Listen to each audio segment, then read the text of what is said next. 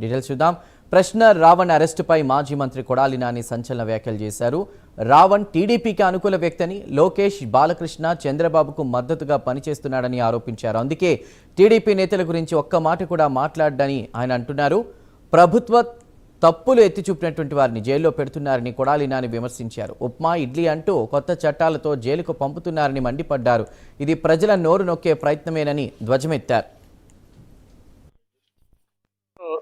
ఈ రాష్ట్రంలో ఎవరన్నా ప్రశ్నించినప్పటికీ, లేకపోతే ప్రభుత్వం మీద ఏమన్నా విమర్శలు చేసినప్పటికీ ఏయో ఒక కొత్త చట్టాలన్నీ తీసుకొచ్చి జైల్లో బంధించి ప్రజల యొక్క నోరు నొక్కేయాలన్నటువంటి ప్రయత్నంలో ఈ కూటమి ప్రభుత్వం ఉంది.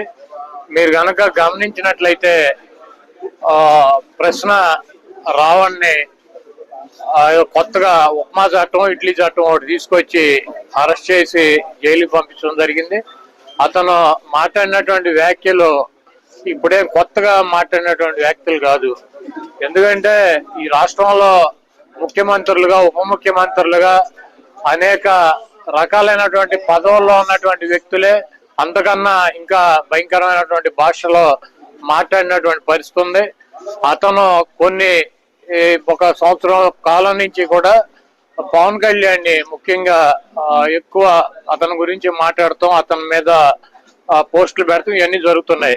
కాబట్టి ఒక కక్ష కట్టినటువంటి వాతావరణంలో మరి పవన్ కళ్యాణ్ పార్టీ సంబంధించినటువంటి పార్టీ జనసేన కేసులు పెడతాం, అతన్ని పోలీస్ స్టేషన్లకు 4 స్టేషన్లకు తిప్పటం, అక్కడ జనసేన శ్రేణులు దాడికి వెళ్ళటం, అయినా కూడా మరి మేజిస్ట్రేట్లు బెయిల్ ఇవ్వటం వలన కొత్తగా ఉప్మా చట్టం అని ఒకటి తీసుకొచ్చి అతను జైలుకి పంపించడం జరిగింది.